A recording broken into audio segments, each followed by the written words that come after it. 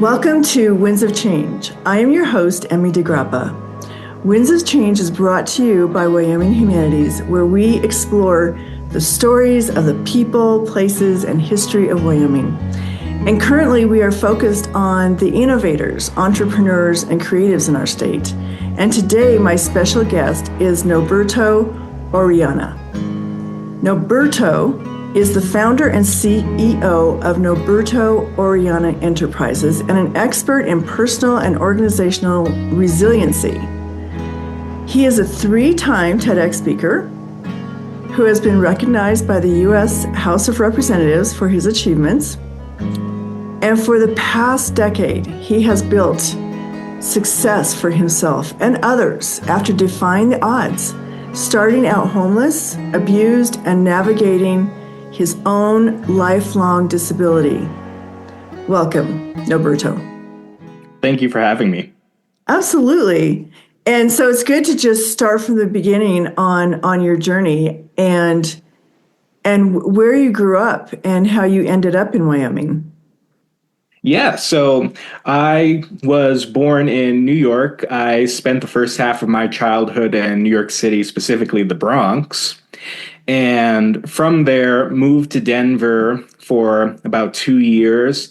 It was probably the most stable and happy part of my childhood. I remembered it very well. Ended up in Miami for the second half of growing up. And that's where things really started to go wrong in my life. We ended up chronically homeless down there and really experienced the depths of poverty. You know, growing up in that kind of environment really left a feeling in me of longing to be back in Denver, in Colorado. And so when I graduated high school, I knew I wanted to go back. And I ended up going to Colorado College to do my undergraduate. After I finished that, I knew I wanted to stay out in the Mountain West. We just really love the region and have a lot of great memories there. So started looking into Ph.D. programs because at the time I was a chemist, and I ended up in Laramie. My wife came from a small town in Colorado. We wanted to try out smaller towns. Ended up in Laramie, and after departing that program and really figuring out who I wanted to be and what I wanted to do, I landed in Gillette. And, you know, the joke is at this point that I just keep moving further and further to the west and to the north. Well, how did you leave? So you started out in chemistry. Mm-hmm. And then what was your PhD in? So it was in organic chemistry. I was doing medicinal chemistry, biological chemistry, a little bit of drug discovery, bioconjugation, really interesting, but it just wasn't for me. So how did you leave the world of chemistry to become an entrepreneur and do the work you're doing right now? So I think like a lot of people who grow up in poverty like I did, what we're often told by family, by the education system is you need to get a terminal degree. You need to get a PhD, MD, or JD. Otherwise, you're not going to be successful. And so that I kind of fell into that mindset. At one point, I also thought I would potentially go into medicine to become a physician, but ended up going into the PhD program because I knew I liked chemistry. And I also thought I knew at the time that I had to get some form of terminal doctoral degree. So while I was in that program and, you know, starting a family, growing my family, I started to really think about where I wanted to go in life, who I wanted to be, and all the things that I wanted to do. And the more research I did, the more I learned, the more I realized you don't necessarily need a doctoral degree to be successful. There are plenty of people with bachelor's degrees, master's degrees, or who have gone to trade schools. And so that really got me thinking about what do I want to do? One thing led to another, and I ended up in Gillette and pursuing a master's in healthcare administration. So while I'm still in the process of really starting my business and my entrepreneurial pursuits, I'm also a healthcare leader. I am the business development leader for Powder River Surgery Center in Gillette. And, you know, got my master's in healthcare administration, really focused on healthcare leadership, healthcare resiliency, and the strategy that goes behind really delivering excellent care in a sustainable way. And so all of that kind of led into my departure from chemistry, realized I could do something that I'm really passionate about, which was one, healthcare, and two, entrepreneurship. And so I've kind of married these ideas and haven't looked back since. Well, it sounds like to me that you are a lifelong learner. I definitely am. Right. You love exploring new topics and you're discovering that along the way. How did you become a TEDx speaker? It's a funny story because, when I was going through my homelessness, slowly but surely more people started to learn about the situation. And I remember I was starting out 12th grade, and my story became really well known at this point because of what I had done the previous summer. So I was in a special high school, one of the best in the nation. It just so happened that I lived close to that high school, and we dual enrolled. So we take college classes and high school classes. And I remember as the summer was coming up, I really wanted to take general chemistry. The problem is that summer class that I was looking for was only available in downtown Miami. It was probably roughly a 2-hour bus and train ride away from where I lived. I decided to do that, and I spent every day, Monday through Friday, that summer, making that trip back and forth, 2 hours each way. Some days I get back in the middle of the night because of evening labs. But I started to realize the potential of my story from a single moment. And this is probably the most important moment in my life. So I was on the bus one of these evenings, and, my anxiety was starting to build because we had just become homeless again. This was the second time we had become homeless. And, I was wondering to myself, where would home be that night? Would it be a motel? Would it be a family member's house? Would it be nowhere? But then the other aspects of it, would my mom be drunk or would my dad be high? And, the closer I got to my stop, the more and more my anxiety began to build. But this man on the bus, he looked at me and he asked me, he was like, what in the world is someone like you doing on the bus this late at night? And the reason he asked me that is because I was wearing a lab coat, dress shirt, tie, and it's a habit that I've maintained since then. You won't find me out of a suit and tie. But he thought I was a doctor, and he was wondering, what in the world is a doctor doing on the bus this late at night? Surely you've got your own car. And I started to explain my story to him, and you could see the expression on his face go from very joking to very serious because of what I was telling him. And the bus started to quiet down. People were starting to look and listen in. And I explained to him what I was going through, but more importantly, who I wanted to become, why I dressed the way I did, what I was trying to do and become. And I remember, towards the end of that story, everyone on the bus was listening, and he started clapping. Other people on the bus started clapping. It basically got a standing ovation on that bus. And that was the moment I knew that wasn't the life that I was meant to live, that I was more than my circumstances, that I was more than my homelessness and my upbringing. And, I was able to recount that story with some of the folks at my school, and they had known what I was doing that summer despite my circumstances. So I ended up in a magazine, just a little local magazine. From there, got picked up by Univision, and I ended up on a primetime news spot. And from there, the curators of TEDx Youth at Miami saw that in the news, reached out to me, and they asked me if I would be on their stage. Now, as someone who used to be an introvert, and I still like to say I am today, even though, despite my occupation, which says otherwise, I agreed to do that, to be on that stage, to share my story in front of what ended up being more than 1,000 people at the Adrian Arsh Performing Arts Center in downtown Miami. And, that it was just such an amazing experience, a very vivid memory also, because there was a juxtaposition in that moment of, I'm at this performing arts center, I've got my dressing room, there are hors d'oeuvres and all this fancy stuff. But then as almost on the other side, the flip side of my life, I was going back home to be homeless. It was two different worlds. And that was another one of those moments where I realized there's something here. I can be something more and I can contribute to people in ways that I didn't even imagine, because so many people were inspired by that story that I shared. So many people wanted to know more. And I knew at that point that I wanted to share my story more and to have more of an impact. Wow. Wow, wow, wow. That's incredible. Congratulations that you Thank you. stepped out and told your story. And sometimes that takes a lot of guts. You know what's interesting about that though? The way I grew up, just my mindset, even navigating disability, because I have cerebral palsy.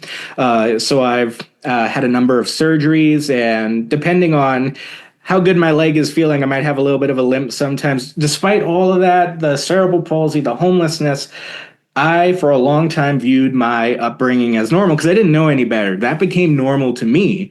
And so when I was asked to share my story, I was just like, okay, I'll go share my story. I don't know what's so special about it. And so that was the easy part in a lot of ways, that vulnerability, because it was my normal and I was just sharing my normal. I think the harder part was really evolving my mindset to realize I had a story worth sharing, because I thought to myself, well, is this really going to impact people? Is this something people want to hear? And that's really the biggest barrier. And I think the first time you tell your story, because I believe everyone has a story worth sharing, the first time you do it, you realize the impact it can have. And it's kind of like a domino effect from there, because you just have to do it more. Where are your parents now? How are they doing? So they're still in Miami. I haven't really had much in touch with them. I know they're still down there. But yeah, that's what I know at the moment. So you haven't really kept in touch with them. Do you come from a very big family? Was it a small family? I don't think it was particularly very big. There were a lot of family members, but it wasn't very, we weren't very connected with each other. Whereas my wife, I forget exactly how many siblings she has, but she has a lot of siblings, very big family. They stay in touch. She comes from a very large family, whereas I at the very least felt that I didn't. And in many ways, her family has become my family since I don't really stay in touch with my side. Does that make you sad? It's interesting. I've done some thinking about this because I think the sad moments arise when I accomplish something, when I make a really big move. Because I think anyone's first instinct is to go to either their parents or, family members and say, look at what I've accomplished. Look what I'm doing. Are you proud of me? That kind of thing. And I've never really gotten to be able to do that. Now, that being said, my wife's family really stepped in and kind of adopted me in that way. But, there is a sad element to it because, sometimes my wife or someone else will ask me, well, how's your dad doing? How's your mom doing? And my answer honestly is, well, I don't really know. I think at some level that must be hard, or maybe not. I mean, sometimes it's not the family you left behind, it's the family you're building now. That's your future. So you can look at it different ways, and especially if it's not a healthy place for you to be, it's not a healthy relationship, that you have to come to grips with that. Mm-hmm. So what have you learned about yourself in your journey in becoming an entrepreneur? The biggest lesson that I learned is that I cannot be stopped no matter what happens, no matter what life throws my way, that I will survive, even the very worst of circumstances. I'll pick up the pieces and I'll come back. And it's very empowering. I ended up part of the healthcare work that I've done is crisis communications, because I'm so good at walking into crisis, because that's kind of what I did during high school for 4 years, is lived in a perpetual state of crisis. You had to be able to move on and not dwell. And the most important part of all of that and what I learned is that it's not something unique to me. It's a power that everyone has. And from my very first TED Talk, I shared that message and was really fortunate to have this experience a couple years ago where I was talking to someone who really successful, someone I'd looked up to, and they described my rise as meteoric and that they were inspired. And that word stuck with me, the whole idea of a meteoric rise. What does that mean? How can others do it? And that became the basis of the business that I started, which provides keynotes, which provides consulting, one-on-one coaching, all of that on this idea of how can people become meteoric. I believe that inside of every single person, especially when they're in their darkest times, there's a little voice in their head that says, I want to be more, I want to do more, I want to say more, and I want to live more. My objective, my goal is to help people and to help organizations tap into that voice, because I believe that that is the source of their meteoric power. It's just often dormant within us. We are capable of so much more than we think, and we just have to tap into that power. So that became the basis of the business I started, and I've got so many plans for how I want to grow and expand it.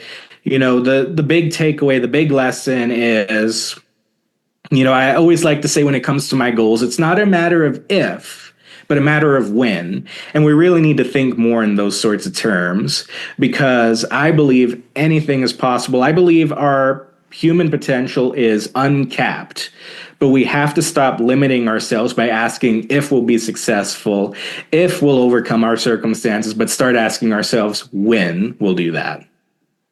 Okay, that makes sense, and that's encouraging for people. What is the name of you said you worked for a crisis center? So I was doing crisis communications for a hospital. Okay. And what exactly does that mean?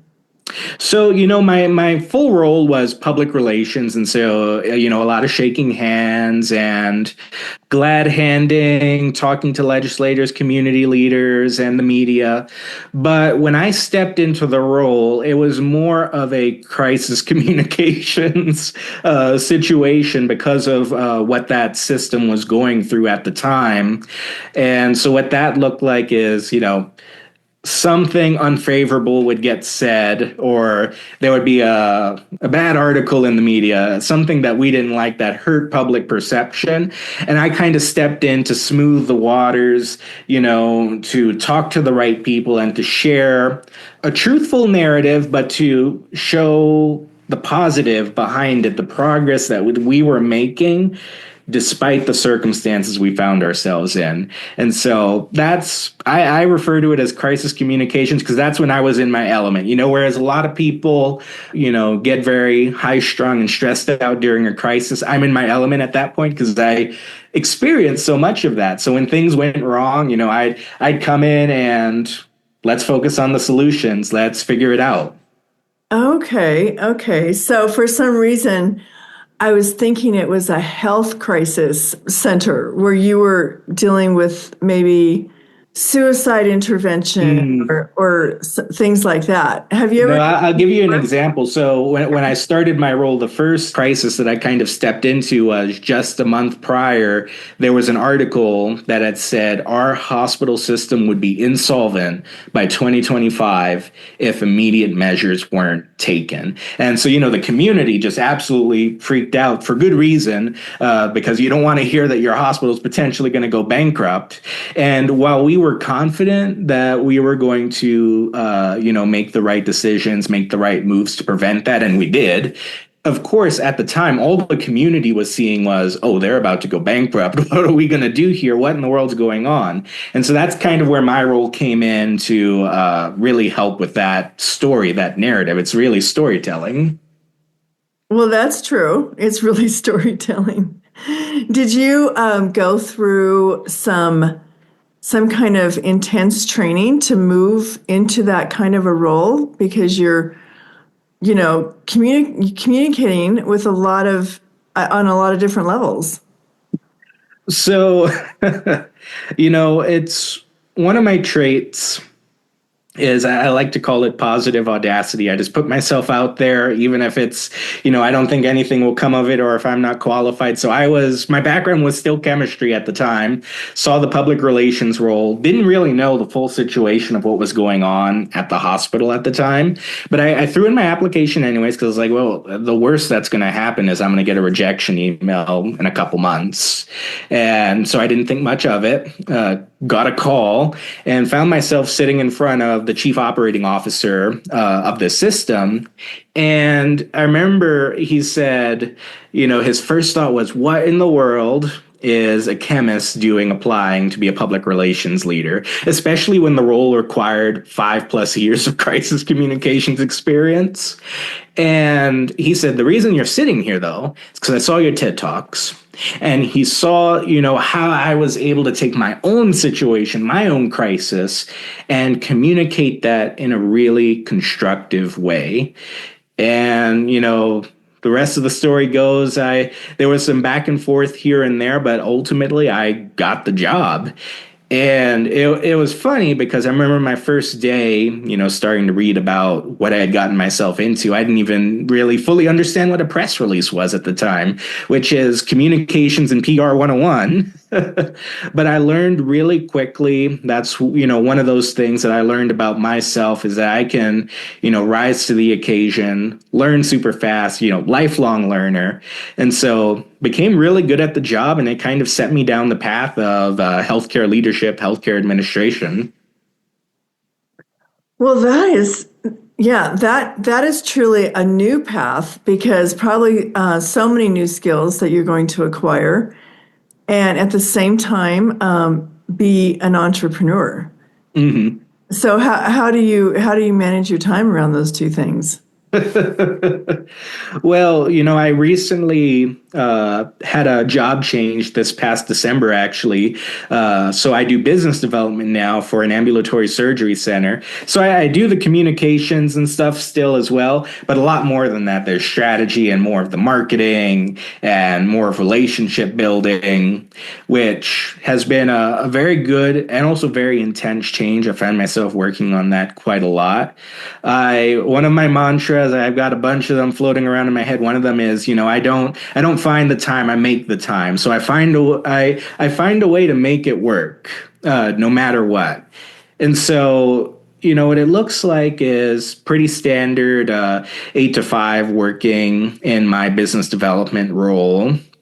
And of course, there's a lot of time that I spend outside of that as well, working on that stuff. But in the evenings, I work on my business, and on the weekends, I work on my business. What I've found is I love to constantly be working because I'm passionate about what I do. There isn't really a concern for me about work-life balance and burnout, because I'm so passionate about my business development role, about my entrepreneurship, that I just love it all. And so it's very easy for me to find myself constantly working. My idea of relaxing is sitting down with a good book and just learning more. So it's been challenging in the sense that I've also got a family, and making sure that I spend time with everyone while I'm doing all of my work. But I've really found good ways to work around all of that and just be really productive, because that's what I love doing. Good for you. What is your advice, probably to other young entrepreneurs out there who are, trying to balance work, family, and life in general, but want to have an entrepreneurial dream? Do you have anything specific that you could say that would help somebody on their journey? Yeah. So, I think one of the first things that we have to do is kind of divorce ourselves from the mindset of traditional work-life balance, because the way it's been set up and the way we often think about it is you have to have one or the other. They're constantly fighting each other. The idea that one precludes the other, and that's just not true. I think the important part is to find what you're passionate about and to dive into that, because all of a sudden, the work becomes play. And that's honestly how it feels. It seldom feels like I'm actually working, and more like I'm just having a good time with what I'm doing and what I'm trying to build. There are ways that, you can put two and two together to really strike a unity between work and life. So an example is, I could be having, say, a meeting business related, and bring my wife with me. And, we get to spend time with each other. She gets to work with me on the business, and we get to enjoy a meal together while engaging in the business that we're trying to build. And so it's kind of like a best of both worlds. You have to look at it that way. But what I would also say, and, the most common question I get asked is, how do I just keep going without feeling tired? And one of the things I do, actually, I'll give you two of them. One of them, which is really motivating, and it has to do with ambition, is to imagine yourself 10 years from now. Imagine who that person is, where do they live, what have they accomplished, who are their friends. But the most important part is to identify what that person believes, how they act, what their thoughts are, and to start being that person today. Because you don't have all the, say, the material goods or maybe the connections or the career, but you have yourself, and you can start being that person. And what you're going to find is, one, that's extremely motivating to keep pushing forward, and two, you're going to become that person eventually. The other one that I wanted to add is something called neurolinguistic programming. And I still retain my nerdy science-ness to me. I love biology and chemistry and how we can sort of hack that. So neurolinguistic programming, essentially what you do is you anchor yourself to memories, key memories. So say you just started your business, you filed your LLC. That's a pretty positive key memory right there. And if you can anchor yourself to that, so when you're heading into another situation, or if you're feeling down, think back to that memory. Think about how you felt in vivid memory, what the environment smelled like, what the environment looked like, that level of detail. You can anchor yourself to memories and instantly encourage yourself, instantly give a boost to your mood. And it's all based in our neurology, our biology. And that kind of stuff is really impactful. So I do that myself. When I'm heading into an important day, important meeting, I will think back to my anchor points just to motivate me, just to give me that extra pep to keep moving forward. Oh, gosh. Well, that's excellent advice. And it's been great talking to you. Tell the audience how they can find out more about you. What is your website, Facebook, Instagram? How can people find out more about you? So they can go to my website, which is norbertoorellana.com. It's NORBERTORELLANA.com. It's really long, but my name is really long, so I kind of got stuck with that. But my email address, anyone can reach out via email. It's just norberto@norbertoorellana.com. If you just search for me on Google, you'll find my Facebook, Instagram, all the social media handles. Those are ways to get in touch with me as well. And yeah, just looking forward to chatting with folks, anyone who's interested in chatting, and welcoming them along on this journey. Oh, excellent. Well, I think that's very inspiring for people. People love hearing stories about overcomers. Wherever you start, it doesn't matter. You can still get to where you want to go. Exactly. And I'll just add one more thing to that. My story shouldn't be exceptional. It should be the norm. That's part of my mission. In 5 years, I accomplished what normally takes 5 generations. It takes 5 generations in the US to break the cycle of poverty on average. I did it in 5 years.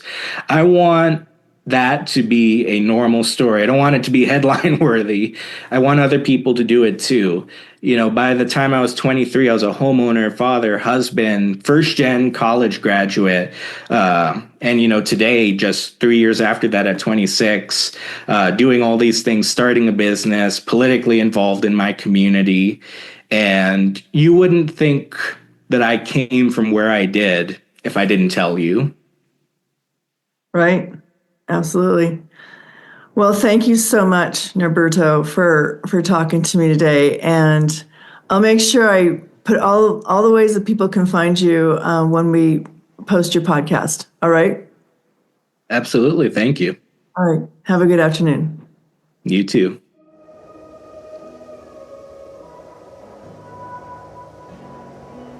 Thank you for listening. I'm executive producer, Emmy DeGrappa. Winds of Change is brought to you by Wyoming Humanities, our co-hosts, and all the people who generously share their stories and their time. For more information, go to thinkwhy.org. Subscribe and never miss a show.